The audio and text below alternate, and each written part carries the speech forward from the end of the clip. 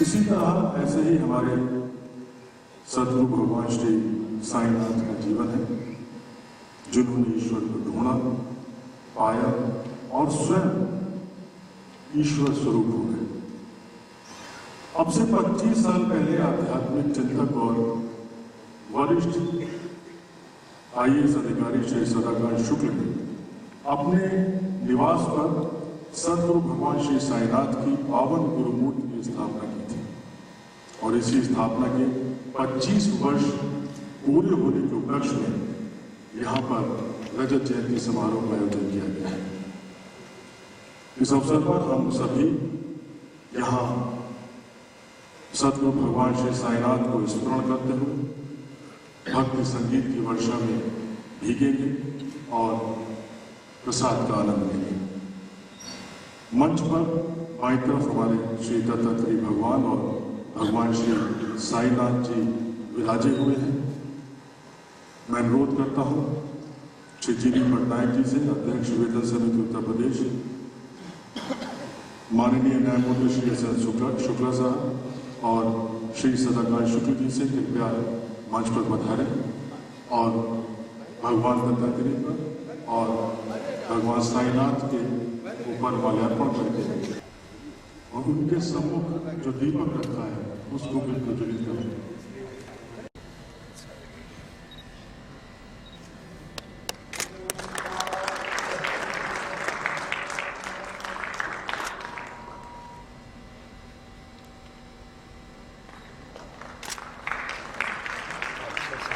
तो हमारा ये काम लोग लाइट टाइम से आते हैं।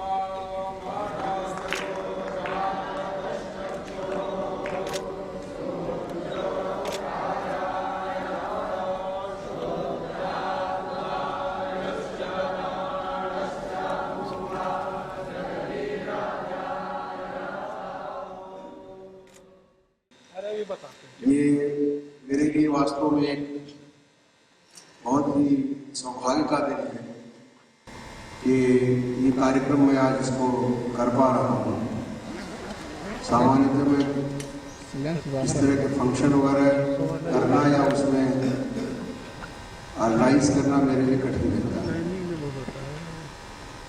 बहुत पहले जो मैं यहाँ लखनऊ आया था, ये 78 की बात है, तो बनारस यूनिवर्सिटी से उस समय मैंने 78 में MSc किया था और मेरे बड़े भाई यहाँ डॉक्टर थे तो मैं उन्हीं के पास MSc करने के बाद आया और मुझे याद है कि मैं अपनी साइकिल भी ट्रेन में साथ ही लेकर के उठ रहा था। लखनऊ शहर कहाँ है, कैसा है, ये समझ नहीं आता और रैदास मंदिर तक उस समय टेम्पो चलते थे पुराने वाले और अभी रेंट हाउसिंग स्कीम जस्ट बन रही है। वहाँ पर वो 250 रुपये के मकान का एक किराए पर लेकर रहते थे। उस समय मैं नहीं जानता था कि जो लड़का बनारस से ऐसे आया है वो किसी तरह से ऐसा योग्य हो जाएगा कि लखनऊ का वो कलेक्टर भी हो जाएगा और यहाँ के कलेक्टर निवास है। रास्ता पूछ करके मैं रैदास मंदिर गया। फिर हम जैसा होता है पुरुषार्थ और प्रारब्ध दोनों साथ चलते हैं। पूर्व जन्म की तपस्या, गुरु कृपा और कोई मार्गदर्शन तो था नहीं उस समय। तो पिताजी को यह भी नहीं पता रहता था कि हम लोग क्या पढ़ रहे हैं। संतोष जी हमारे साथ बैठे, हमारे क्लास में लोग हैं। हम लोग उस समय BSc किए, MSc क्या सब्जेक्ट में पढ़ रहे हैं यही पिताजी को नहीं पता रहता। आज तो बच्चे को पैदा होते ही पिताजी ही पढ़ने लगते हैं। कहने का तात्पर्य ये कुछ याद नहीं था और सर्विस में आ गए। उसके बाद फिर बाबा सिंधी गए, पूर्व जन्मों का समझ रहा होगा। गुरु की सुनी सुनाई बातें नहीं, प्रत्यक्ष अनुभूति और प्रत्यक्ष प्रमाण के साथ गुरु का प्रवेश हुआ उसने जैसे अपने बच्चे को गोद में उठा लिया और सब कुछ कर दिया जो कंदराओं में ऋषियों को प्राप्त नहीं होता, जो हजारों वर्ष तपस्या करके जो प्राप्त नहीं कर पाते, वह उसने ऐसे ला करके रख दिया जेब में जैसे कि वो उसकी थाती हो, और वैसे ही अपने बच्चे को दे देगी। उस समय उन्होंने सोचा था कि जब बाबा कोई घर बना पाएंगे लखनऊ में तो आपका मंदिर पहले बना करके घर में आंगन में प्रतिष्ठित करेंगे। 19 में उनको लैंड मिली विकास नगर में, 20,000 रुपये में लैंड मिल गई थी। उस समय जो हाउसिंग का हमें अलाउंस मिलता था वो 1,80,000 था, बाद में 1.25 लाख रुपये हो गया था जो हाउस बिल्डिंग एडवांस मिलता था 84 में 85 में। 90 में लैंड मिल गई थी, फिर हम लोगों ने एक मकान छोटा सा बनाया और बाबा के गुरुमूर्ति की स्थापना की। फिर बाबा विराजमान हो गए। बच्चे जैसे समझ नहीं पाते कि वो किसको आमंत्रित कर रहे हैं, और बिना जाने कि गुरु है क्या और गुरु तत्व क्या है, उनको बैठा दिया। काशी से ब्राह्मणों को बुलाया और विधिवत स्थापना कर दी। काशी से जो ब्राह्मण आए थे वो लोग बड़े थोड़ा संकोच कर रहे थे कि ये लोग ब्राह्मण होते हुए भी एक किस देवता की मूर्ति स्थापित कर रहे हैं। ये तो लोग इनके बारे में कहते हैं फकीर है, ईसाई है या मुस्लिम है। एक तो बहुत ही वृद्ध थे जो कभी काशी छोड़ते ही नहीं थे, मेरे आग्रह पर काशी से आए थे और गंगा जल ही पीते थे। वो तो बड़े अनुमनस्य होकर वापस जाना चाहते थे। हमने कहा नहीं, आप अपना पौरोहित कार्य कीजिए, हमें जो प्रेरणा मिली है वो मैं उनकी स्थापना कर रहा हूँ। अच्छा, बाबा भी बहुत खिलवाड़ करते हैं। जब उनको देखा कि भाई धर्म संकट में पंडित फंस गया है तो रात में उन्होंने बाबा ने उनको स्वप्न दिया, और वो जैसे कि विश्वनाथ मंदिर में बैठे हैं रोज पूजा करते हैं, वैसे वो काशी विश्वेश्वर की पूजा कर रहे हैं। और उसमें देख रहे हैं कि वो बाबा उस शिवलिंग में प्रवेश करते हैं और निकलते रहते हैं, आते हैं जाते हैं, और शिवलिंग को हाथ में उठा रखा है। तो रोने लगे, उनको बड़ा पश्चाताप हुआ। दूसरे दिन उन्होंने अपना संस्मरण मुझे बताया, तो हमने कहा कि आपको विश्वास था इसलिए गुरु ने आपको ऐसे अनुभूति दी है। जैसे आप धीरे धीरे विश्वास करेंगे वैसे वैसे गुरु तत्व का बोध आपको होगा। एक दिन मैं डायरी पलट रहा था तो देखा कि फरवरी में 25 वर्ष हो जाएगा। उस दिन जाते देर नहीं लगती है तो हम लोग से गुरु को थैंक्स गिविंग करनी चाहिए। तो सिल्वर जुबली कुछ मनाई जाए, कुछ तरह से इकट्ठा लोग किया जाए, और गुरु को जो कुछ कर सकते हैं उसका वापस करने की प्रक्रिया शुरू की जाए जो लोक कल्याण से संबंधित हो। उसी क्रम में आगे हुआ है। आप सब लोग आए हैं, आप सबका स्वागत है। एक पुस्तक का हमने संपादन अभी किया है, अवधूत गीता करके एक पुस्तक है जो भगवान दत्तात्रेय के द्वारा कार्तिकेय को ब्रह्म ज्ञान का उपदेश किया गया था, जो स्कंद पुराण का भाग है। ये ओरिएंटल बुक्स हैं जो अभी इसमें मार्केट में नहीं रहती, कोई पढ़ने वाला भी नहीं है, कोई इसको ग्राहक भी नहीं है। तो मुझे लगा कि इसका मूल ही गायब हो जाएगा, लुप्त हो जाएगा। उस पुस्तक को हम लोग 3 महीने से उसके मूल पाठ का ठीक से सही करा करके उसका संपादन किया है, प्रिंटिंग कराई है। उस पुस्तक का जस्टिस शेषन शुक्ला साहब से रिक्वेस्ट करेंगे, हमारे बड़े भाई ने उसका विमोचन करेंगे। मैं आपका पुनः बहुत बहुत धन्यवाद ज्ञापन करता हूँ, प्रणाम करता हूँ, नमस्कार करता हूँ और गुरु कृपा के लिए उनको आभार व्यक्त करता हूँ। किशोर जी की भक्ति रस में डूबी सूर्य की वाणी से हम सभी सम्मोहित से हो गए। अब इसके बाद एक विलक्षण अनुपम आध्यात्मिक और धार्मिक पुस्तक श्री दत्तात्रेय भगवान विरचित अवधूत गीता का विमोचन किया जाना है। इस पुस्तक में 8 अध्याय और 271 श्लोक है। इस पुस्तक को पढ़ने के बाद आत्मज्ञान और ज्ञान का बोध होता है। श्रीमद् भगवद गीता की तरह यह भी सरल, मधुर और अत्यंत गूढ़ रचना है। कहते हैं कि यदि श्लोक के अर्थ ना समझ में आए लेकिन फिर भी उन श्लोक का पाठ कर लिया जाए तो मनुष्य का मन शुद्ध होता है। इसी तरह आध्यात्मिक गुरुजनों, साधुओं, संतों और मुनियों के चित्रों को भी ध्यान पूर्वक देखा जाए तो व्यक्ति का चित्त पवित्र होता है। इसीलिए इस पुस्तक में श्री दत्तात्रेय भगवान, श्री पाद, श्री वल्लभ जी, श्री नरसिंह सरस्वती जी, श्री अक्कलकोट स्वामी जी, श्री वासुदेवानंद सरस्वती जी, श्री नामदेव महाराज जी, श्री एकनाथ जी महाराज, श्री गजानन महाराज, श्री माणिक प्रभु जी, श्री आदि शंकराचार्य जी, श्री समर्थ गुरु स्वामी रामदास जी, अघोरी बाबा श्री कीनाराम जी, श्री महाअवतार बाबा जी, सिद्ध संत श्री नीम करोरी जी महाराज और सदगुरु भगवान श्री साईनाथ जी के चित्रों को प्रकाशित किया गया है। इस पुस्तक के विमोचन हेतु मैं माननीय न्यायमूर्ति श्री एस.एन. शुक्ला जी को और इस पुस्तक के संपादक और लेखक श्री सदाकांत शुक्ला जी से अनुरोध करता हूं कि वो मंच पर पधार करें।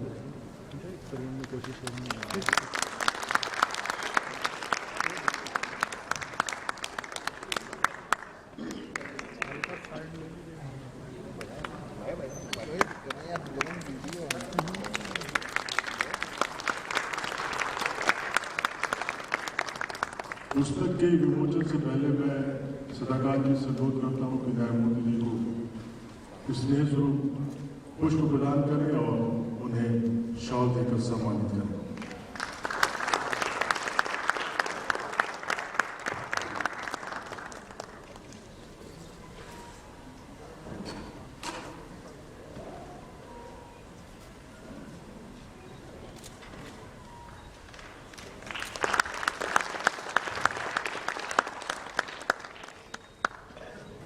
श्री सदाकांत शुक्ल उत्तर प्रदेश शासन में वरिष्ठ IAS अधिकारी हैं।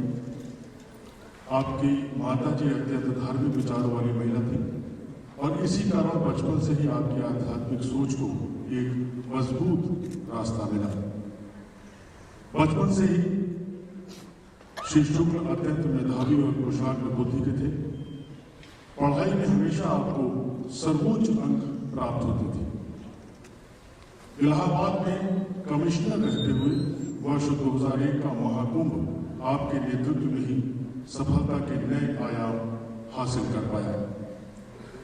उच्च प्रशासनिक क्षमता और मानवतावादी उदार दृष्टिकोण होने के कारण जनता में आप अत्यधिक लोकप्रिय हैं।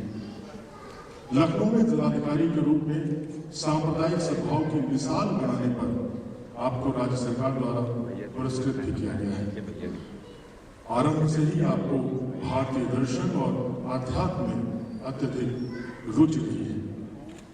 इसी के फलस्वरूप आदिगुरु श्री दत्तात्रेय भगवान तथा शिरडी के महान संत सदगुरु श्री साईनाथ महाराज जी के द्वारा प्रत्यक्ष दर्शन देकर आपके ऊपर महान अनुग्रह तथा कृपा प्रदान की गई। स्वयं गुरु द्वारा दिव्य दीक्षा देकर आपको भक्ति ज्ञान तथा ईश्वरीय मार्गदर्शन प्रदान किया गया। महान सदगुरु के द्वारा आध्यात्म पथ पर प्रेरित किए जाने के फलस्वरूप आपका जीवन संपूर्ण रूप से आध्यात्ममय हो चुका है।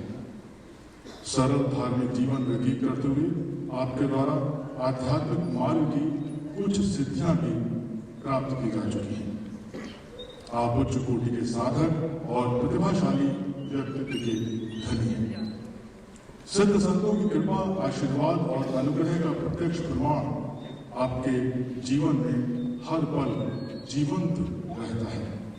इसके साथ ही साथ आप जन सेवा और लोक कल्याण के कार्यों में भी व्यक्तिगत रुचि लेते हैं और निरंतर परिश्रम करते रहते हैं।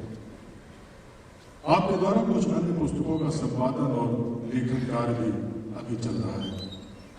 मैं माननीय न्यायमूर्ति श्री एस.एन. शुक्ला जी से अनुरोध करता हूं कि वो इस पुस्तक का विमोचन करने का कष्ट करें।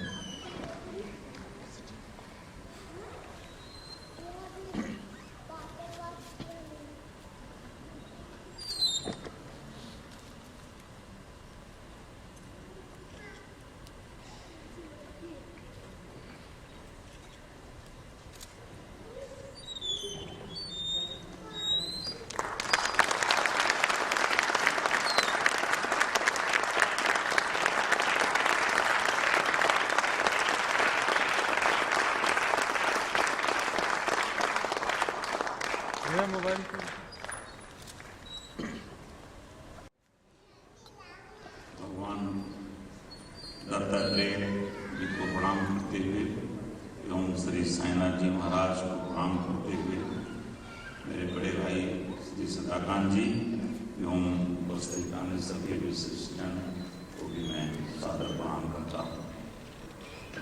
आप सब लोग बहुत सौभाग्यशाली हैं। आज इस पर्व पर एक पर्व है, आज इस पर्व पर आप उपस्थित हुए हैं। आपको उपस्थित होने का सौभाग्य मिला है। आग्रह तो आपने किया होगा, लेकिन मेरा जहाँ तक एहसास है कि आदेश उस प्रभु का है, इसकी वजह से आप उपस्थित हैं। आपके हृदय में इन्होंने हो सकता है सदाकांत जी ने बहुत लोगों को कहा हो, लेकिन जिसके हृदय में एक घंटी बजी, क्योंकि टेलीफोन कोई उठाता है जिसके टेलीफोन पे घंटी बजती, तो उसके हृदय में भगवान की घंटी बजी कि नहीं वहाँ चलना है। इसका अर्थ है ईश्वर पर की उस पर बड़ी कृपा है। आप बता रहे हैं, भगवान आप सबको बहुत सुखी रखे। सदाकांत जी का जो ये स्थापना बाबा की मूर्ति की स्थापना के साथ जो भी आपका उद्देश्य है जीवन का, वो सफल हो और उसको अंततः प्राप्त करें। हम वैसे आपको भी एक प्रसंग याद नहीं होगा, लेकिन मैं बहुत ही समय पहले का एक आपके साथ का प्रसंग मैं बताना चाहता हूँ। आपका IAS में सिलेक्शन हुआ था। आपकी पहली पोस्टिंग जिला सुल्तानपुर में प्रोफेशनल पीरियड में SDM के रूप में तहसील मुसाफिर खाना में हुई। मैं आपको बिल्कुल याद नहीं होगा, मैं मुसाफिर खाना का ही रहने वाला हूँ। इलाहाबाद में उस समय पढ़ता था। मैं अपने घर आया हुआ था। मुझे किसी ने बताया कि श्री सदाकांत जी यहाँ वैसे तो IAS हैं, लेकिन SDM होके आए हुए हैं, बहुत अच्छे व्यक्ति हैं। मैं 2-3 दिन था, मैंने कहा मैं भी मिलने जाऊंगा, मैं उनसे मिलने जाऊंगा। लगभग 4:30 का समय था, प्रातः 9 बजे मैं गया। तो आप बाहर छोटा सा, जैसे SDM का मकान होता है, छोटा सा था, उसकी छोटा सा लान था, उसमें आप अकेले एक कुर्ता एक पजामा और उस पर साल डाले हुए आदमी, मुझे याद है, चप्पल पहने हुए टहल रहे थे। मुझे किसी से पूछना नहीं पड़ा, किसी से कहना नहीं पड़ा कि मैं आपसे मिलने आया हूँ। देखते ही मैंने आपको प्रणाम किया, आपकी निगाहें मेरे ऊपर पड़ी और आप चूंकि चल रहे थे तो मैं भी साथ साथ चलने लगा। थोड़ी दूर में एक बार जाना आना ऐसे लोग चल रहे थे, मैंने सोचा कि व्यक्ति हैं, ये बैठने के लिए भी नहीं कह रहे हैं। चलते चलते फिर आपने एक बात हमसे कही मन की। दूसरे दिन कोई मंत्री वहाँ आने वाले, मंत्री की भी फरमाइश थी, खाने पीने की भी, रहने की भी, और खाने पीने में कोई विशेष भोग की। तो आपने अपने मन की बात मुझसे कही कि मैंने वैसे अपने जो तहसीलदार हैं उनको आदेश तो दे दिया है, लेकिन भैया मैं सोचता हूँ कि वो कहाँ से लाएंगे, वो और भी नीचे जाएंगे तो अंततः लेखपाल घूमने और स्थान सब व्यवस्था करेगा, उसके पास कहाँ से इतने पैसे हैं। तो निश्चित वो अपने संपर्क के लोगों से ले आएगा, वो होंगे किसान, अन्य गरीब लोग, तो ये कैसे चलेगा। तो मैं इसलिए बताना चाह रहा हूँ कि आपके अंदर मैंने आपकी सेवा के प्रारंभ में ही जो निवृत्ति का भाव देखा, तो मैं बहुत प्रबुद्ध तो नहीं था उस समय, लेकिन मेरे मन में बात आई कि इस प्रशासनिक सेवा में आप कैसे पार कर पाएंगे, कैसे आपकी सेवा चलेगी।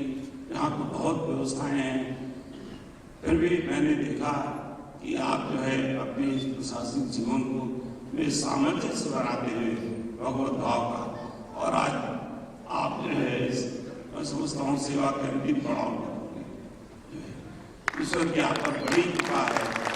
और इस समय मैं जहाँ तक आपसे परिचित हूँ, वैसे हम लोग समय समय पर तमाम धार्मिक कार्यक्रमों में और तमाम स्थानों पर मिलते रहे हैं, आपस में भी मिलते रहे हैं, लेकिन मैं ये महसूस करता हूँ कि आप अपने जीवन के इस पड़ाव पर एक सफल व्यक्ति हैं, जिन्होंने आध्यात्मिक जीवन के साथ साथ इस प्रशासनिक व्यवस्था को देखा है।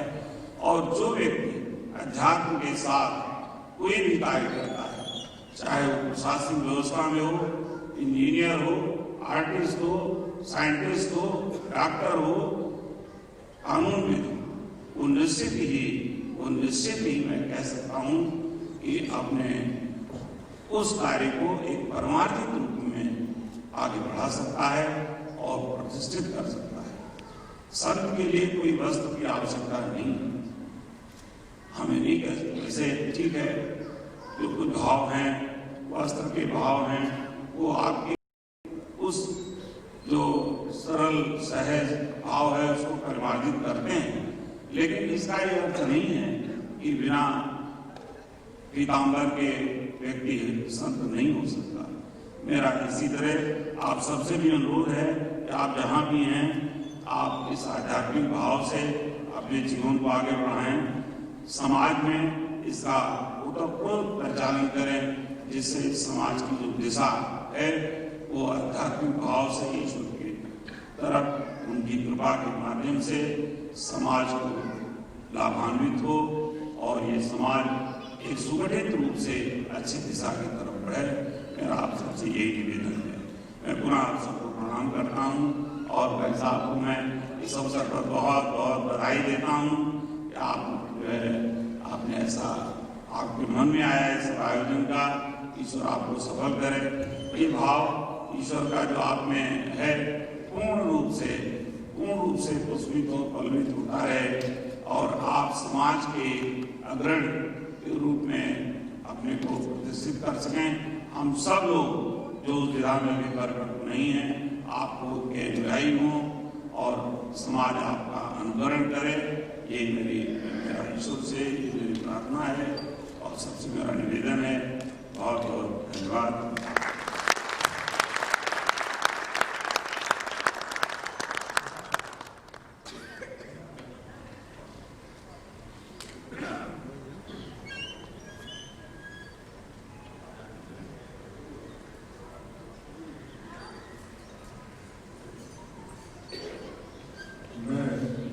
गीता पुस्तक के लेखक और संपादक सदानंद जी से अनुरोध करता हूँ कि हम सबों के साथ अपने अनुभव को साझा करें।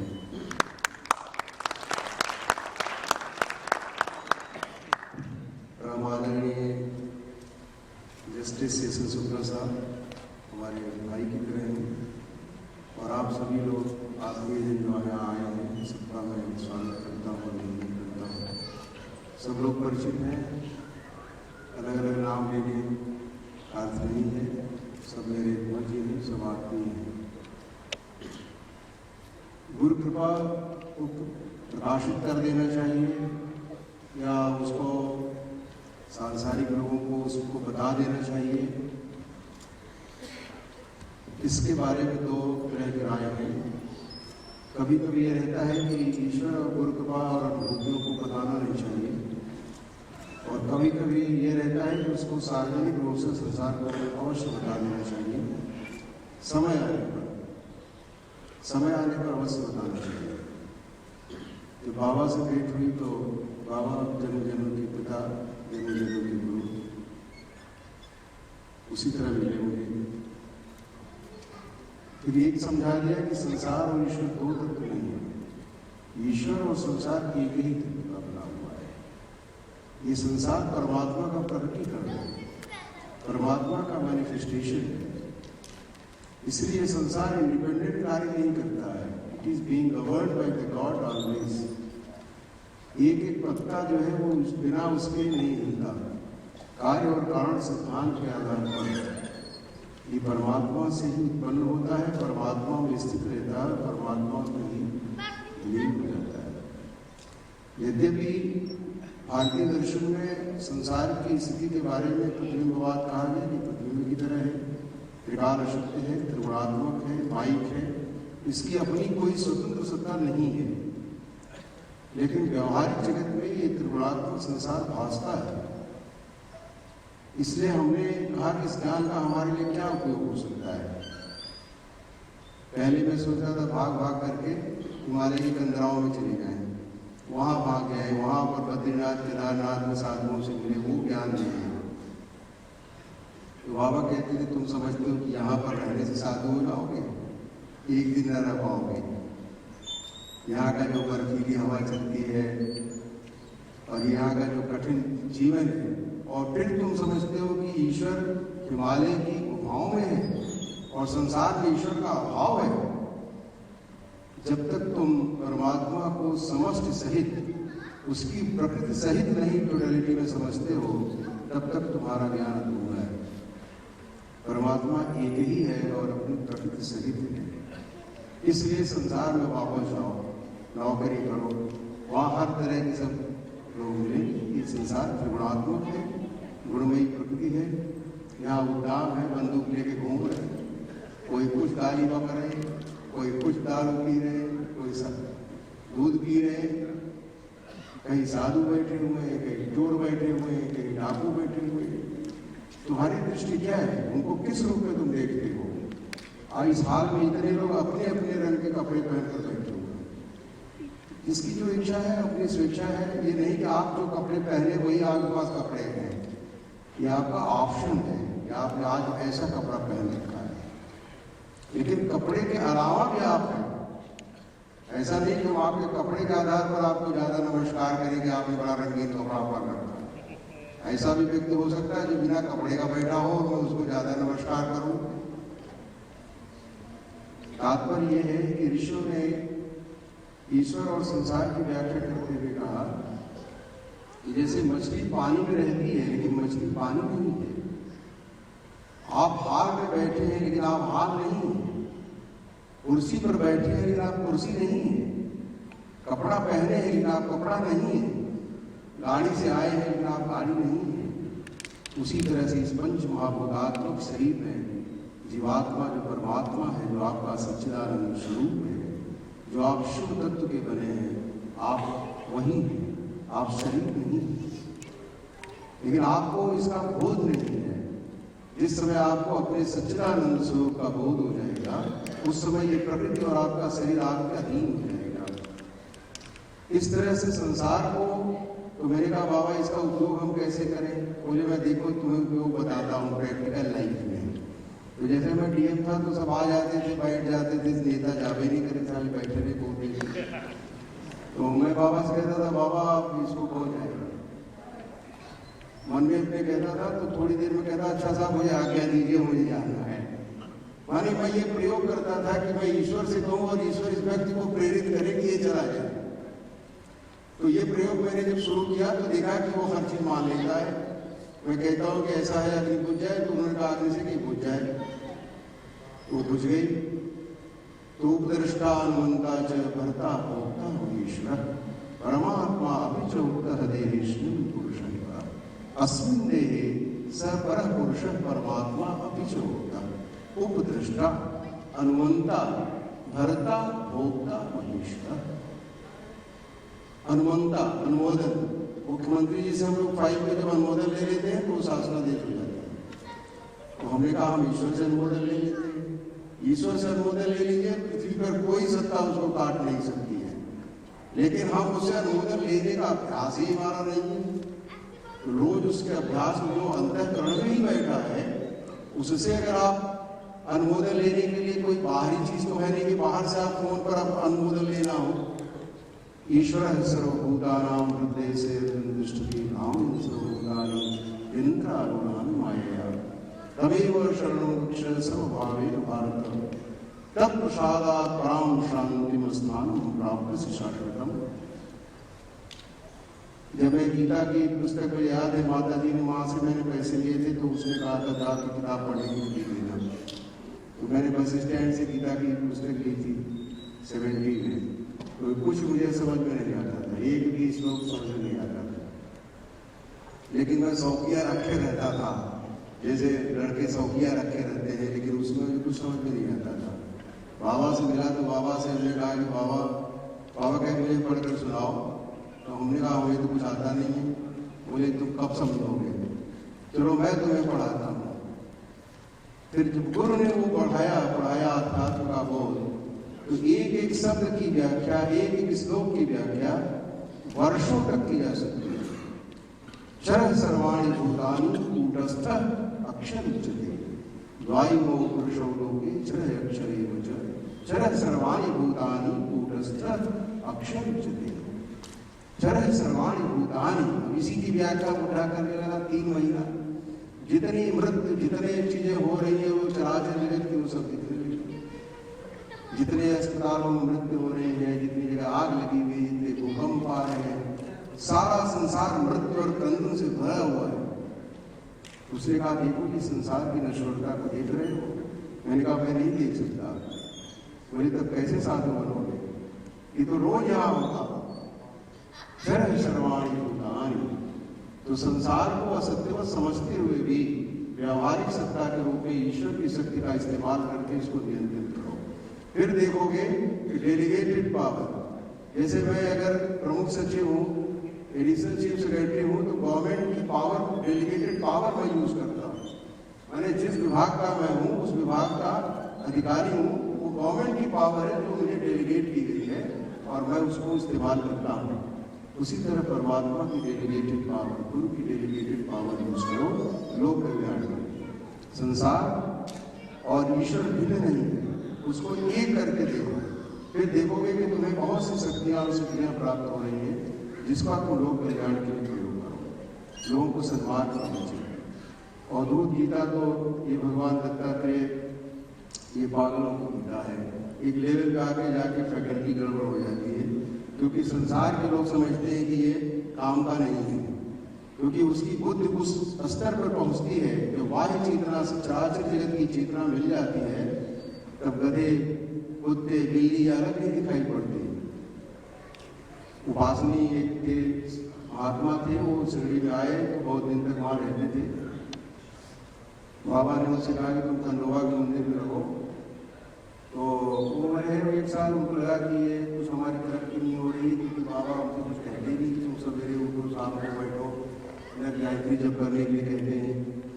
लेकिन उपासनी रोटी बनाते थे, और रोटी बना करके बाबा को भोग लगाने के लिए उनको खिलाने के लिए ले जाते थे। तो जब उपासनी के मन में संदेह हुआ तो बाबा ने उनकी परीक्षा लेने के लिए सोचा कि ठीक है, इसको जो है बोध करा देगा। जिस दिन रोटी लेकर चले, उसी दिन एक कुत्ता वहां पर भौंकने लगा, आकर के बार बार इरिटेट करने लगा। तो उपासनी को लगा कि क्या कुत्ता भौंक रहा है, उन्होंने एक पत्थर उठाया और कुत्ते को मारा। और इसके बाद फिर गए वहां पर रोटी लेकर के, तो बाबा से कहा बाबा आप भोजन कर लीजिए। बोले मैं आज भोजन कर चुका हूँ। बोले कैसे? बोले मैं अच्छी तरह भोजन कर चुका हूँ। तुम्हें आज अच्छी तरह से जो मारा है, अभी देखो मुझे यहाँ पैर में दर्द हो रहा है। बोले बाबा हमने तो आपको मारा नहीं। बोले कुत्ता कौन था? वो कौन? दूसरा कोई था?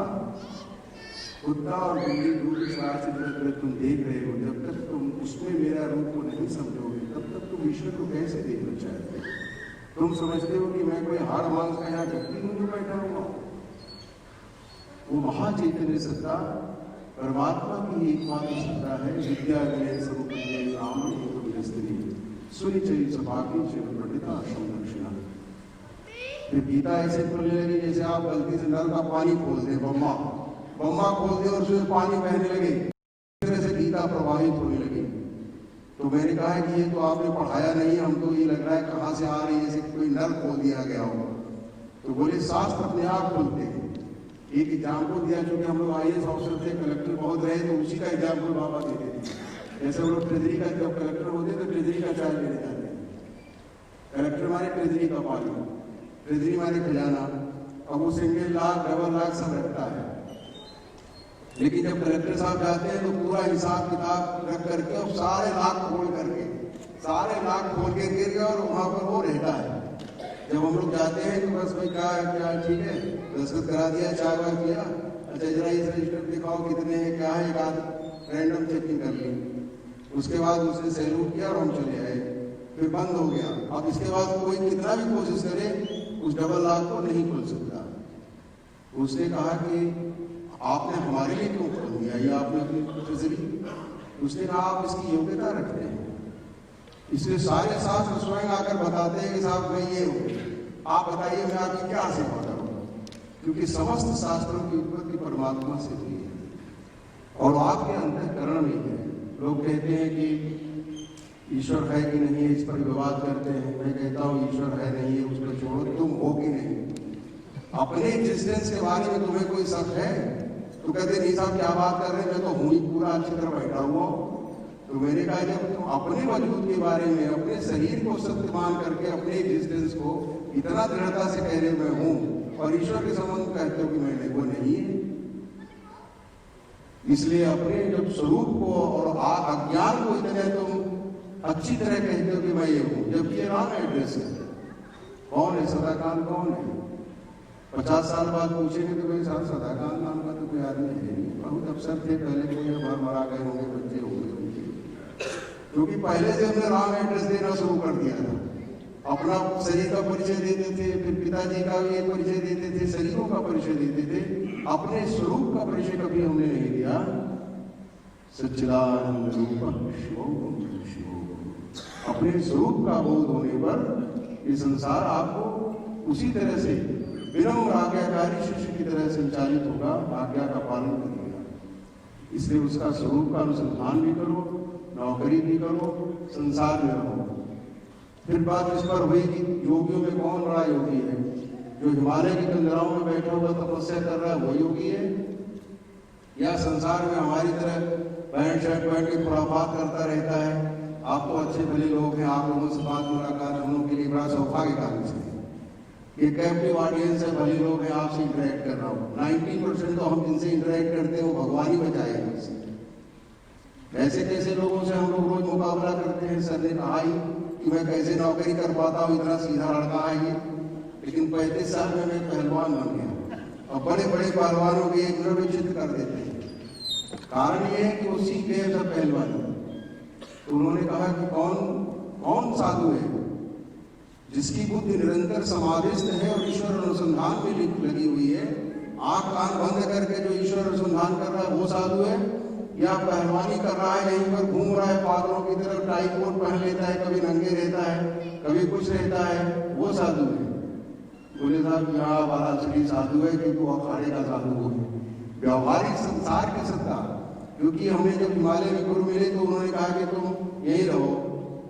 मैंने कहा हम यहाँ रहकर क्या करेंगे? जब संसार में जाएंगे तो वहीं फिर से संसार हमें वैसे दिखाई पड़ेगा। जहाँ देवता गुणमयी है, जहाँ प्रकृति गुणमयी है, चराचर जगत गुणमयी है, दिशाएं गुणमयी है, शास्त्र गुणमयी है, कोई ऐसी वस्तु नहीं है जो गुणमयी नहीं है। वहां पर गुणातीत परमात्मा का अन्वेषण कर रहे हो, और गुणातीत प्रकृति और गुणमयी प्रकृति का उल्लंघन करना चाहते हो, ऐसा कैसे संभव है? परमात्मा अपनी गुणमयी प्रकृति के साथ ही है। इसलिए गुणमयी प्रकृति का भी को भी देखो, तस्मात् सर्वेषु कालेषु मां मनसो युद्ध। तभी करो और यही रहो, तब असली पहलवान हो। इसलिए संसार में ही रहना, बाल बच्चों का पालन करना, अपनी जिम्मेदारियों को निभाना और ईश्वरस्थ रहना, ये कर्मयोग की पराकाष्ठा है। ऐसा जो योगी है वो साक्षात शिव है। इस तरह के सिद्धों संतों की परवरिश में रहो और उसी के साथ आनंद करो। कभी कभी लोग पूछते हैं साईं बाबा कहाँ से आ गए? आज अचानक इनका इतना प्रचार हो गया, माल आ गया सिंधी में तो परेशान हो। माल आ गया, माल तो आता ही है, विष्णु है, लक्ष्मी है, आ ही जाएंगी। पत्नी कहाँ भी ढूंढ रही डांटते अपने पति पास पहुंची जाएगी कि कहाँ गायब है, मर गया, दो घाट ढूंढकर पहुंची जाएगी। भगवान बद्रीनाथ में तपस्या करते थे, नारद जी को भी ज्ञात नहीं था, लक्ष्मी जी को भी पता नहीं चला कि नारायण ऋषि वहां नारायण पर्वत पर है। बाद में नारद से पता चला कि भगवान वहां उपस्थान मुद्रा में समाधिस्थ हैं, तो भगवती लक्ष्मी वहां चली गई और देर का पेट बंद करके उन्होंने भगवान की छाया करने लगी। तात्पर्य यह है कि आज जहां भी धन संपत्ति है, जो लौकिक ऐश्वर्य आप देखते हैं वो एक कल्पना मात्र है, वो संकल्प मात्र है। हम लोगों ने सोचा कि ऐसी शाम हो जाए, ऐसा फूल सजा दो, ऐसा सब। यह एक सिद्ध पुरुष के छोटे से संकल्प की कोटि है। उसी तरह ईश्वर क्या उसके सत्य को संकल्प करने में और उसको व्यवस्थित होने में टाइम लगता है? वो तो एक प्रबल विलास सृष्टि रहे हुई, इसके सोचने मात्र से सब कुछ स्वयं हो जाता है। लोग कहते हैं बाबा कहाँ से आए? बाबा इस कालखंड के गुरु। जब गुरु है ये नारायण स्वरूप, शिव स्वरूप है, प्रहलाद के अवतार है, इन्हीं के लिए नरसिंह अवतार हुआ था। ये चरण अति पुरातन और पवित्र है। जब उस मार्ग की गहराई में हम जाते हैं तब पता चलता है कि ये कौन है। अब मैं ही अब इस समय विभाग का प्रमुख सचिव हूँ, चाहे अच्छा हूँ या बुरा हूँ, मैं ही रहूंगा जब तक सरकार मुझे ट्रांसफर न कर दे। उसी तरह से कालखंड का गुरु भी तय होता है, उसका आश्रय हो। सब गुरुओं का गुरु राम। अवधूत गीता पागलों की गीता है जो आध्यात्म की पराकाष्ठा है। भगवान दत्तात्रेय ने कार्तिकेय को उपदेश किया था। तो पुरानी पुस्तकें इस समय लुप्त हो रही हैं, तो मुझे मन में आया कि इसका संकलन करें और मूल पुस्तक जो है उसका कम से कम संपादन हो जाए, जिससे कि वो लाइब्रेरी में आने वाले साधुओं के लिए वो सुरक्षित रहे। इसलिए इसको प्रयास करके हम लोगों ने शुरू किया है। इसमें भगवान दत्तात्रेय का पावन चरित्र भी रखा हुआ है, उचित राजविधि दिए गए हैं। पौराणिक जिन्होंने परशुराम के गुरु थे, भगवान परशुराम के गुरु, प्रहलाद के, सहस्त्रार्जुन को 1000 भुजाएं दे दी थी और सहस्त्रार्जुन का नाम जो था वो पहले अर्जुन था, वो सहस्त्रार्जुन हो गया था। जब वो नर्मदा में नहाता था तो अपनी भुजाओं से नर्मदा को रोक देता था और बाढ़ आ जाती थी अपनी स्क्रीन में। उस सहस्त्रार्जुन की सहस्त्रार्जुन की भुजाएं परशुराम जी ने काट डाली। ये पौराणिक कथाएं हैं। अलर्क आदि को देश किया। गुरु गोरक्षनाथ नाथ संप्रदाय की उत्पत्ति भगवान बुद्ध से हुई। शाक्त संप्रदाय के आचार्य नहीं। इसके अलावा उस समय बाकी श्रीपाद वल्लभ, आदि शंकराचार्य, बाप देवानंद सरस्वती, शिरडी के साई बाबा, अघोरी बाबा, कीनाराम, महावतार बाबा, नाम लीजिए, लाखों सिद्धों की परंपरा है जो गुरु से अनुग्रह प्राप्त करके, और गुरु अजर अमर विनाशी होता है। वो ऐसा नहीं कि उस काल में था, आज इसी काल में इसी समय as it is where it is available. अस्मृतिगामी क्षणे अस्मृतिगामी क्षणे अस्मरण मात्रेण संतुष्टाय। ऐसा नहीं कि हम ईश्वर की जब बात करते हैं तो परोक्ष में बात करते हैं, जैसे कोई था, अरे वो अभी है, बिना उसकी सत्ता के कोई दूसरी कौन सी सत्ता हो सकती है। इसलिए आज भी सहाती पर्वत भगवान के चरणों से गुंजायमान होता रहता है। क्योंकि उत्तर भारत में भगवान के बारे में कम लोग जानते हैं, लेकिन महाराष्ट्र और गुजरात और सौराष्ट्र का जो प्रदेश है तो भगवान दत्त से ही विष्णु के छठे अवतार है। मया तुम दत्त, अनुसुईया व्रत के पुत्र हैं, मया तुम दत्त। उनको भगवान ने अनुसुईया से कहा कि मैंने तुम्हारे पातिव्रत से प्रसन्न होकर के तुम्हें अपने आप को दे दिया। इसलिए ये दत्त भगवान मया तुम दत्त, अत्र के पुत्र होने से आत्रेय कहलाए। दुर्वासा जी के भाई हैं सके। शंकर जी ने दुर्वासा के रूप में जन्म लिया, विष्णु ने रुद्र भगवान के, और सोम ऋषि ने ब्रह्मा ने सोम ऋषि के रूप में जन्म लिया। ये पौराणिक ऋषि कहे जाते हैं, मार्कंडेय पुराण आदि इस तरह से भरे हुए हैं, लेकिन आज भी इनकी उपस्थिति वैसी ही है। इसलिए जो लोग आध्यात्म के मार्ग में प्रयास कर रहे हैं उनको ये निरंतर सहायता करते रहते हैं, उनकी मदद करते रहते हैं। इसलिए आज उनका स्मरण भी कर रहे हैं, उनका स्मरण आपको करा रहे हैं। समय थोड़ा ज़्यादा ले लिया, राज्य लोगों को भजन सुनाएंगे, इनका समय हमने अपना समय ले लिया, क्षमा चाहते हैं। लेकिन गुरु की चर्चा ही ऐसी है कि वो एक ऐसी इंडिपेंडेंट कार है। एक बार नल खोल दिया तो बंद होने में जब तक प्लम्बर आएगा तब तक बंद होगा, नहीं तब तक तो पानी flooded, it is complete flood. जब तक वह ऊर्जा आपके हृदय में उतर नहीं जाती है तब तक वो बंद होने का सवाल ही नहीं। इसलिए मैं पुनः आप सब लोगों का आभारी हूँ। पुस्तक बाहर रखी भी हुई है, जो देखना चाहते हैं ले सकते हैं, ले लेंगे। मैं जस्टिस शुक्ला साहब को बहुत आभारी हूँ। सर को भी जाना है, बताइए अभी एडमिनिस्ट्रेटिव जज है, कल लोक अदालत है, वहाँ जाना है। अभी 4 घंटे शाहजहाँपुर जाएंगे। लेकिन हमारे विनम्र अनुरोध और आग्रह पर आप लोग हैं, मैं उनसे भी उनका भी बहुत आभारी हूँ कि उन्होंने समय दिया है। इसके बाद अब हम लोग मंच आपके भजन के लिए छोड़ते हैं। प्रहलाद जी आए हैं, पद्मश्री हैं, बहुत सम्मानित कलाकार हैं, वो आपको अपने निर्बल प्रसाद सुनाएंगे। उसके बाद आपका प्रीति भोज वगैरह वहाँ रखा हुआ है, उसका आप आनंद लेंगे। इस सायंकालीन संध्या और उसके आयोजन और आपके उपस्थिति के लिए मैं भगवान से प्रार्थना करता हूँ। आप सबों का जीवन मंगलमय हो, परिवार से सुखी रहें। सर्वे भवन्तु सुखिनः, सर्वे भवन्तु सर्वे सन्तु निरामयाः, सर्वे भद्राणि पश्यन्तु मा कश्चित् दुःखभाग् भवेत्। आपके दुख मेरे हों, आपके कष्ट मेरे हो जाए और मेरा जो सुख है वो आपको प्राप्त हो जाए ऑटोमेटिक, बिना कुछ कहे। ऐसी मेरी शुभकामना है, ऐसी मेरी गुरु से प्रार्थना है। बोलिए गुरुदेव भगवान की जय।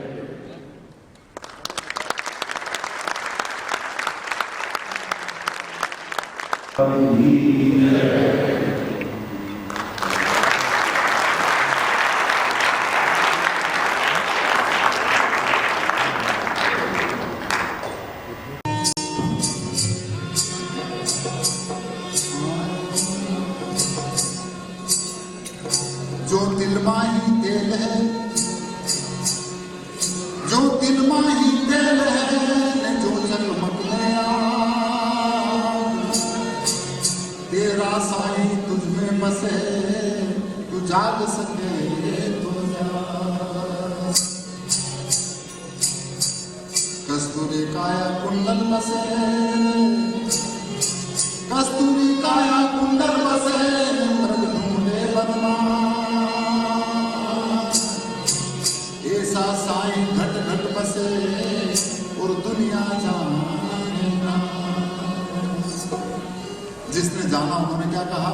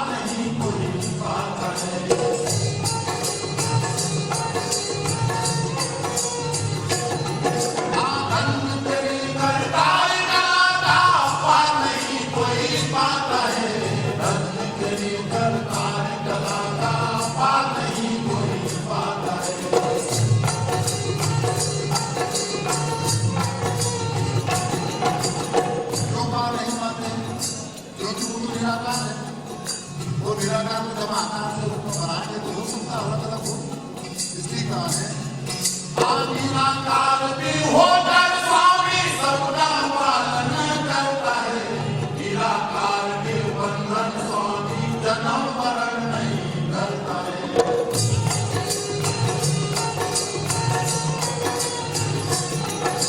निराकार भी होकर स्वामी सबका पालन करता है, निराकार के बंधन स्वामी जन्म मरण नहीं करता है।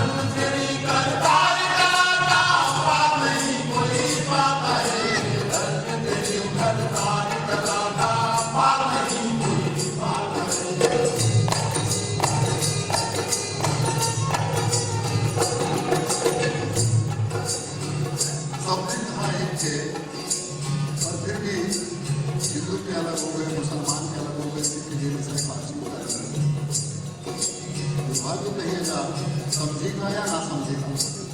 इसलिए अंत में कहा है, हर पते पते पर रोशन तेरी बिजली सी चमक दिखाता है, जगत बराबर धुंधी तेरी जीवाता से दिखाता है।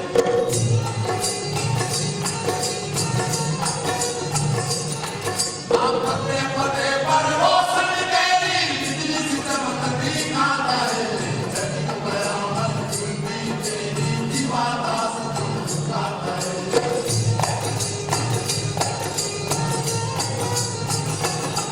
अब धन तेरी करतार कराता, बात नहीं कोई पाता है। धन तेरी करतार कराता, बात नहीं कोई पाता है। बात नहीं कोई पाता है, बात नहीं कोई पाता है।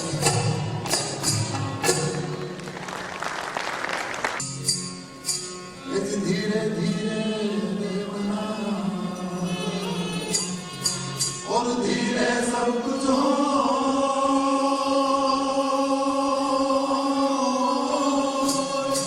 यदि भारी सीते सो गड़ा, और निंदुआ में पर हो, तो एक ही साथ है, सब सब है। और सब साथ है इकरार।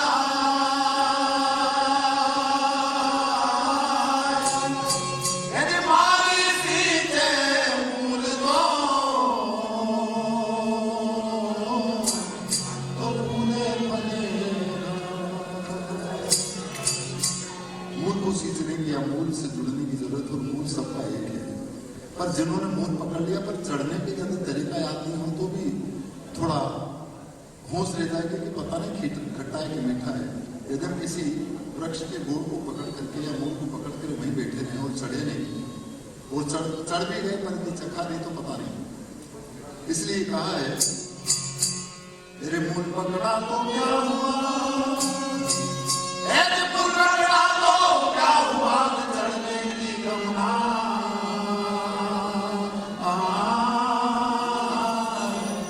अरे चढ़ा पर चाका नहीं,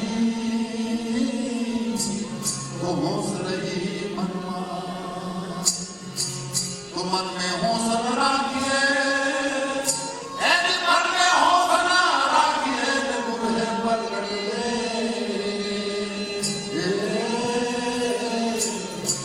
तब सही मन में चलो, और करो गुरु की सेवा।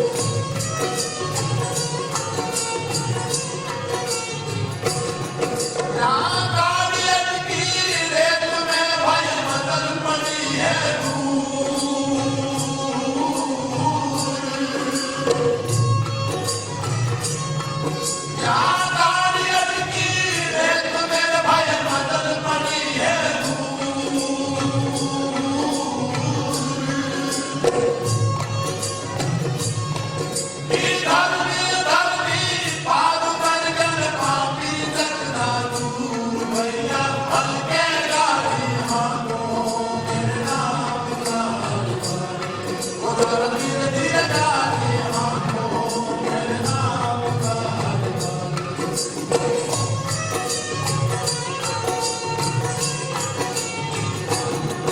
आगे देश का भेद बुलाया लाया घड़ी और खूबी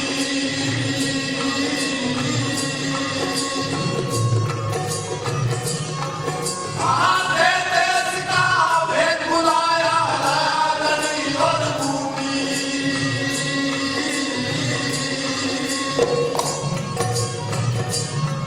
वह घड़ी बुटी तेरे काम लाई रन राम के घर की टूटी रे भैया हल्के गाड़ी आंखों मेरे नाम का वो जरा धीरे धीरे गाड़ी आंखों मेरे नाम का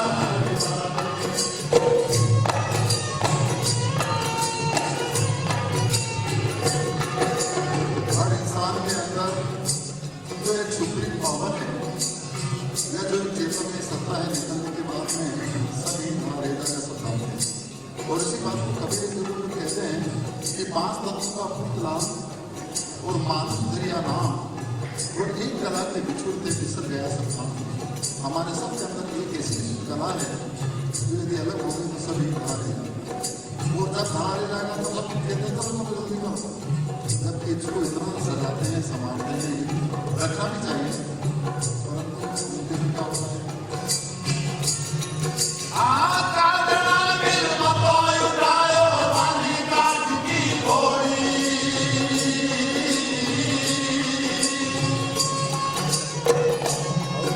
आका जना मिल मतो उठायो बांधी काट की घोड़ी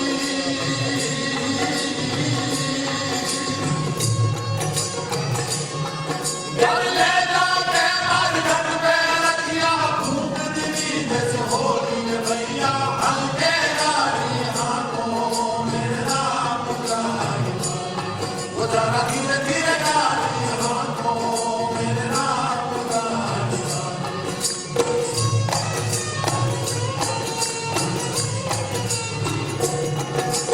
बिलक बिलक कर दिया रोवे बिछड़ गई है मेरी जोड़ी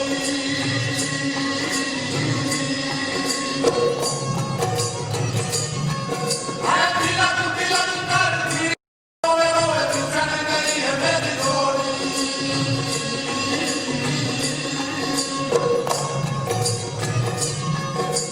कहे कबीर सुनो भाई साधो दिन जोड़ी दिन जोड़ी भैया हल्के गाड़ी आंखों मेरे नाम का वो जरा धीरे धीरे गाड़ी आंखों मेरे नाम का वो जरा हल्के गाड़ी आंखों मेरे नाम का मेरे नाम का मेरे नाम का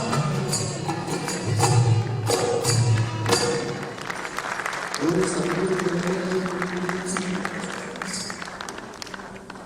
श्री विलास सिंह त्रिपाठिया जी जो भक्ति रस हम लोगों के बीच में घिरा, या यूँ कहें कि उसकी वर्षा करी तो हम सब लोगों के शरीर के रोम रोम भीग गए। तो आप सभी से आज एक बड़ी विशेष बात कहना चाहूँगा एक लाइन में कि इस बात के लिए करतल ध्वनि बनती है।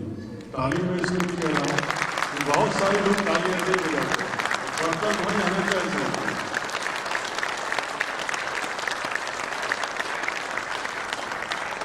आज के कार्यक्रम को हम यहीं पर समाप्त करते हैं, लेकिन उससे पहले मैं सदाकांत जी से अनुरोध करूँगा कि वो यहाँ पर पधारें और आप सभी को अपना धन्यवाद ज्ञापन पेश करें। आदरणीय सदाकांत जी।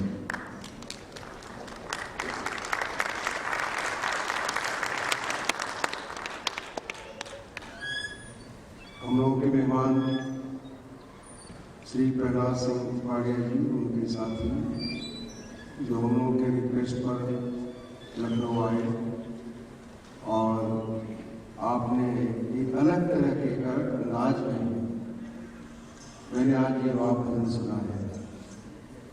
मैंने बहुत से भजन सुने हैं और बहुत से लोगों को गाते हुए सुना है, लेकिन जो ओरिजिनल एक वर्जिन वॉइस है, जो स्पिरिचुअलिटी अंदर से आ रही है, जो कहीं सबको टच करती है, आज सबने इस कार्यक्रम को बहुत पसंद किया है।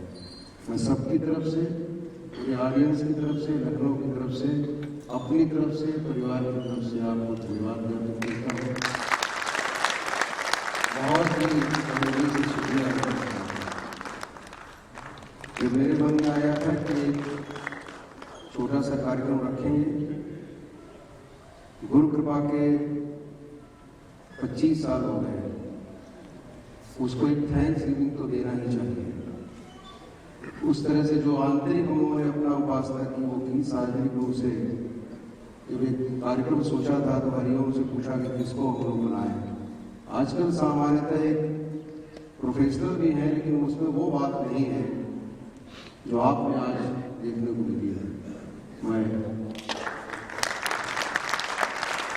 धन्यवाद देता हूँ। निश्चित रूप से कहीं आप साधना मार्ग से और ईश्वर मार्ग से जुड़े हुए हैं। वाणी 4 प्रकार की है, जो हम जिसमें बातचीत करते हैं वो गायत्री वाणी है, फिर मध्यमा है और परावाणी है। परावाणी जो उत्पन्न होगी, जिसको आपने अनहद नाद की बात कही। अनहद नाद का उदय जो ओंकार और हृदय चक्र में होता है, जो ओंकार की ध्वनि का स्पर्श होता है, बांसुरी और वेद की ध्वनि आती है, कुंडली जागृत होती है, सहस्त्रार चक्र खुल जाता है और कुंडली जो भगवान शिव को प्राप्त करके साक्षात सायुज्य प्राप्त करती है।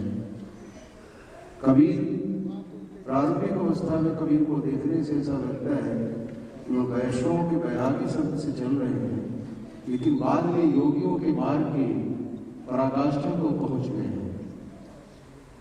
और अंत में बहुत से शुद्ध पुरुष पूछते थे कबीर से कि आप कौन हैं? तो उन्होंने कहा, जुगन जुगन हम जोगी।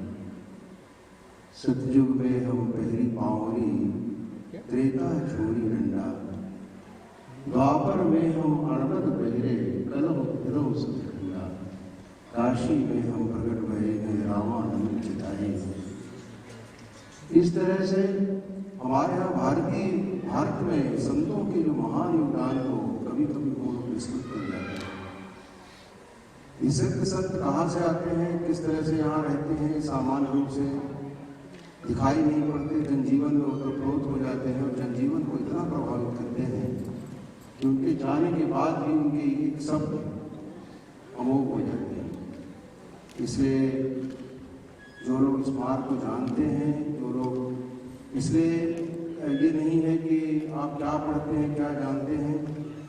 शुरू में संबोधन में हमने ये चर्चा जो मुझे अनुभूत हुई कि परमात्मा और उसकी सृष्टि एक ही है, ईश्वर का ही प्रकटीकरण ये संसार है।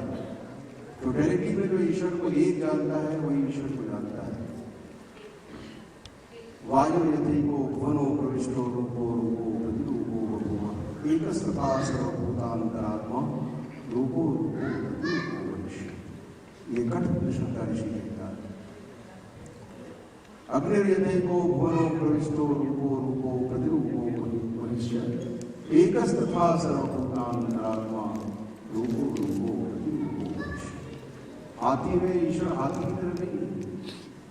जैसे बहुत बड़े आदमी का कोट बड़ा है, लेकिन उसका जो अंगुष्ठ मात्रा पुरुष है, जीवात्मा है, जो शरीर में चैतन्य परमात्मा है। जैसे बिजली इतने प्रकार के एक्सप्रेशन से बिजली चमक रही है, लेकिन बिजली तो एनर्जी है, वो एक एनर्जी के फॉर्म में ही है, उसका स्वरूप एक ही है। जैसे सूर्य की किरणें पड़ती हैं, तो ऐसा नहीं है कि नीचे वो ये डिस्टिंक्शन करती हो कि सूर्य की किरणें कहाँ पड़ रही हैं। वो मंदिर पर भी और नावदान पर भी बराबर पड़ रही है।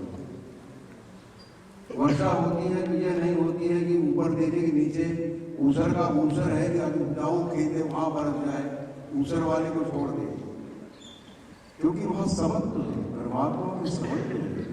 कहीं भी जो आपको विभेद दिखाई पड़ता है वो त्रिगुणात्मक प्रकृति के कारण दिखाई पड़ता है, और वो उसका ऐश्वर्य है। उसी को हम उसका त्रिगुण ऐश्वर्य कहते हैं। पश्चिमी योगम ऐश्वरम, जिसको आप माया कहते हैं उसी को संत माँ कहते हैं।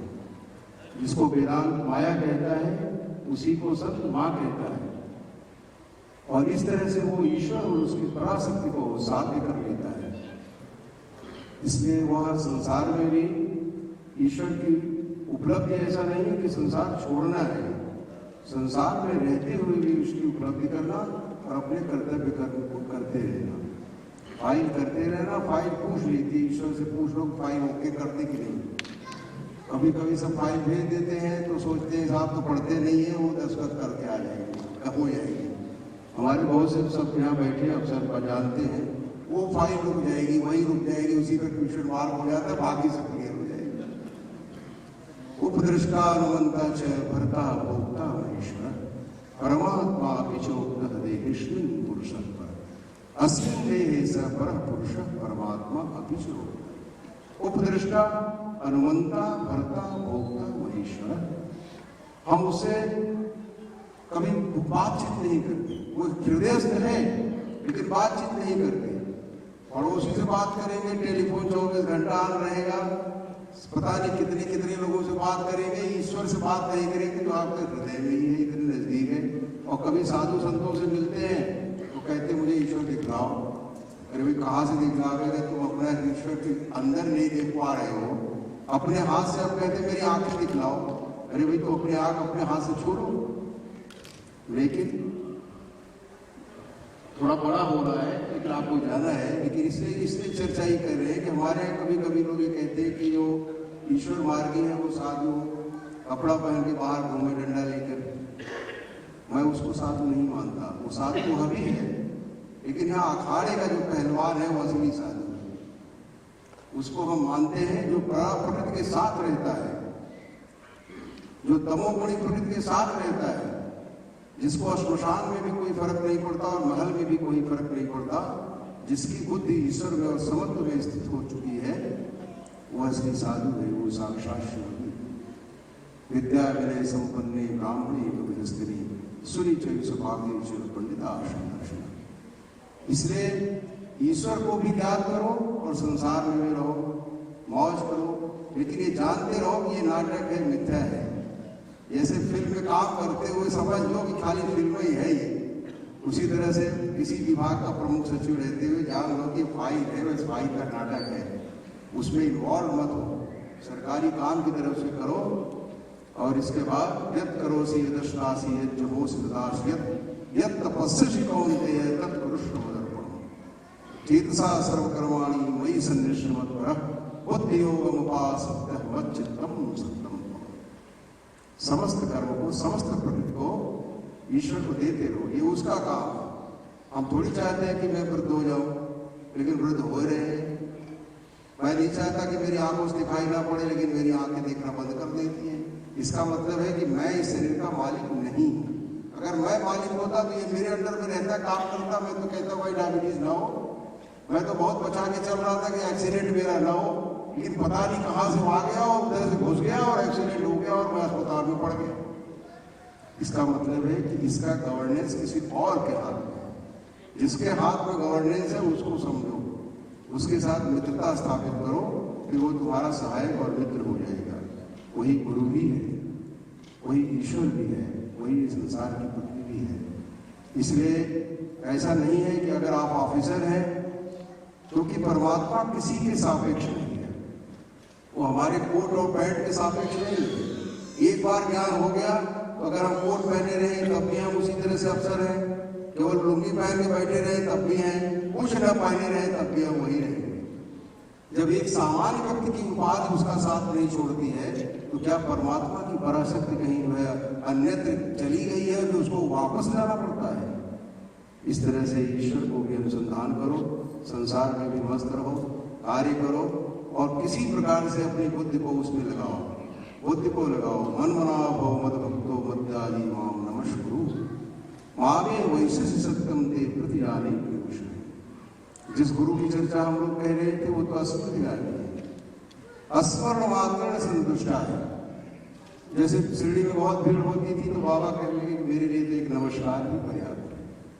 मैं तो एक फोन कर देते हो तभी तुम्हारा लड़का कहता है कि देखो पिताजी ने मुझे ध्यान दिया, मुझे फोन किया, पूछा कि तुम्हारी तबीयत ठीक है कि नहीं। तो जैसे एक फोन से आप जो है संतुष्ट हो जाते हैं, उसी तरह से वह गुरु भी हम अपने केवल अस्मरण मात्र संतुष्ट आए, अस्मृतिगामी चले। वो कोई बाह्य तत्व नहीं है, अजर और विनाशी सत्ता होने से आपकी अपनी ही सत्ता है। अपनी सत्ता से आप कैसे इनकार कर सकते हैं? इसलिए उसका बोध करिए, उसी के साथ रहिए और धीरे धीरे लखत लखत लख बढ़े। कबीर कहते थे कि घर घर दीप जले लखे नहीं अंधे। घर घर दीप जले माने सभी शरीरों में ईश्वर है। घर घर दीप जले लखे नहीं अंध है और लखत लखत लख बढ़े। कटे जो फंद है अभ्यासे वैराग्य चक्री। उसी को गीता कहती है। कबीर और गीता एक ही कहते हैं। कबीर वही कहते हैं जो वेदांत कहता है, लेकिन पंडितों को कबीर भाते नहीं है। वो काहे भागेंगे, उनका दुकान बंद हो जाएगी। इसलिए पंडितों की भाषा और संतों की भाषा में भाई मैंने एक तरह से द्वंद्व उत्पन्न सा देखा जाता है, लेकिन वो संतों की भाषा सतोकड़ी भाषा है। वो काल और देश को चीर देती है। काल और देश को रोक नहीं सकते उसे। वो जन्म जन्म इस तरह से उसकी प्रतिष्ठा और उसका सम्मान भारतवर्ष में लाखों वर्षों तक बना हुआ है, बना रहेगा। मैं बहुत आभारी हूँ कि आप बड़ी संख्या में आए और हमारे जैसे बेवकूफ व्यक्ति के आमंत्रण पर आए, क्योंकि मैं तो सामान्यतः इस तरह के बहुत फंक्शन नहीं करता हूँ। बहुत ही इंट्रोवर्ट ऑफिसर भी हूँ और इस सब चीज़ों के बारे में ज़्यादा नहीं रखता, लेकिन आप आए तो हमने अनुग्रहित किया है। विशेषकर आप लोगों के मैं कलाकारों का बहुत आभारी हूँ कि आप आए हैं। इसके बाद आपका भोजन तैयार है, आप भोजन करिए। वो जो पुस्तक एक दत्तात्रेय भगवान ने जो कार्तिकेय को उपदेश किया था भगवद गीता, जिसका विमोचन हुआ वो है, उसको पढ़िए। बहुत सी चीज़ें आपके अभी समझ में कुछ नहीं आएगी। 5 साल के बच्चे को शादी के बारे में नहीं समझाया जा सकता, लेकिन 30 साल का हो जाएगा तो बिना पिताजी के बताए वो सब समझ जाता है। और नहीं शादी करोगे तो हनीमून करके लौट भी आएगा। तो जैसे अज्ञान अवस्था में ईश्वर की उपलब्धि नहीं कराई जा सकती, और अगर परिपक्व हो गया तो ईश्वर का बोध होना अवश्य है, उसको रोका भी नहीं जा सकता। जैसे आम डाली को जब पक जाता है तो अपने आप गिर जाता है, और आम का पेड़ भी उस आम को नहीं रोक सकता। लेकिन अगर वो टिकोरा तोड़ लो और उसको जो है उसको धीरे धीरे भूसे में पकाओ तो सड़ जाएगा, लेकिन पकेगा नहीं। इसलिए कच्चा संन्यास भी नहीं चाहिए। सनई सनई सनई सनई घर के अंदर ही रहकर ईश्वर आराधना करो, बच्चों के साथ रहो, परिवार के साथ रहो, अपनी जिम्मेदारियों को निभाओ।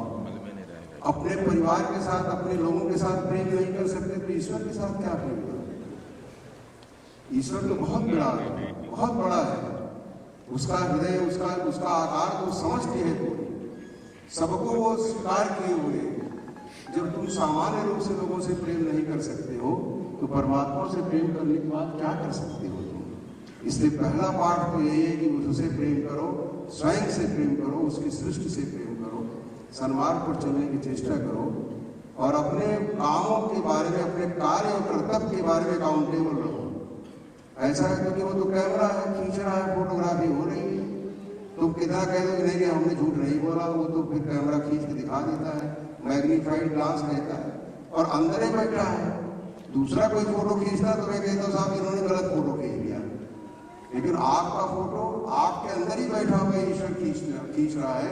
इसलिए आपके कर्मों के बारे में वो आपको जागरूक और सावधान करता रहता है। इसलिए उसकी बात सुनो, अपने कॉन्शस के साथ रहो, और देखो धीरे धीरे कि दुनिया डिफरेंट हो जाएगी। एक बदलाव आएगा, एक आंतरिक होगा, वही परिवर्तन करने की जरूरत नहीं है। कपड़ा तो जब चाहोगे बाजार में पहन लोगे, कन्वर्टेबल है। यहाँ जैसे एक साधु, अगर आप समझिए गंगा जी किनारे लंगोट लगा के बैठा है और दूसरे छोर पर राजा दिखाई पड़ता है, तो ये कन्वर्टेबल है। उसकी तपस्या इमीडिएट कन्वर्ट होकर के राजा के रूप में उसे कन्वर्ट कर देती है। जैसे मान लीजिए मैं नौकरी करता हूँ और अपना पैसा इकट्ठा रखता हूँ बैंक में, और फिर बाद में 20 साल बाद हो गया तो मेरी पत्नी ने कहा कि मुझे तो गहने चाहिए, तो इमीडिएट उसी पैसे से मैं गहने खरीदूंगा। बच्चे का कार चाहिए तो कार खरीदूंगा, उसी पैसे से ये फिजिकल फॉर्म कन्वर्ट हो जाता है। उसी तरह से आपके किए हुए समस्त पुण्य संसार की फिजिकल फॉर्म में कन्वर्ट हो जाते हैं। ये सारा एनर्जी का खेल है, ये सारा एनर्जी ही है, भौतिक जगत नहीं है। और फिजिक्स एंड मेटाफिजिक्स, इस पर जब चर्चा होगी तो वही विस्तार से चर्चा होगी। बहुत बातें होंगी, लेकिन आज के लिए मैं विशेष रूप से हरिओम का धन्यवाद देता हूँ कि इन्होंने ये सब आए, सुरेश जी, हमारे ललित वर्मा जी, सब लोग, सारे कलीग्स हैं, सब लोग आए, बहुत अच्छा लगा। और हमारे बहुत सीनियर ऑफिसर्स आए हुए हैं और संत त्रिपाठी जी आए हुए हैं, मैम आई हुई है। मैं तो असल में इतना एक हफ्ते से मैं अपने धुन में ऐसा था कि मैं किसी को न फोन करवाया न किसी को पर्सनली इन्वाइट भी करवाया, लेकिन जिनको मुझसे प्रेम था वो इसमें जरूर आए हैं और इसका मैं ऋणी रहूँगा। आज की संध्या के लिए गुरु की तरफ से सबको मंगल शुभकामना है, सबको आशीर्वाद है, सब लोग सुखी रहें। आपके दुख हैं वो मुझे ट्रांसफर करते रहिए और हमारा जो सुख है वो निरंतर आप रहिए, क्योंकि जो बात मैं कह रहा हूँ मुझे मेरे गुरु ने मुझसे कहा था। उन्होंने कहा मैं तेरा दुख लेने आया हूँ। जब वो मेरा दुख लेने आया है तो हम भी आपका दुख लेने आए हैं। जब आप तकलीफ में हो तब मेरे पास आइए, मैं आपकी निश्चित रूप से सहायता करूंगा। गुरुदेव भगवान की जय।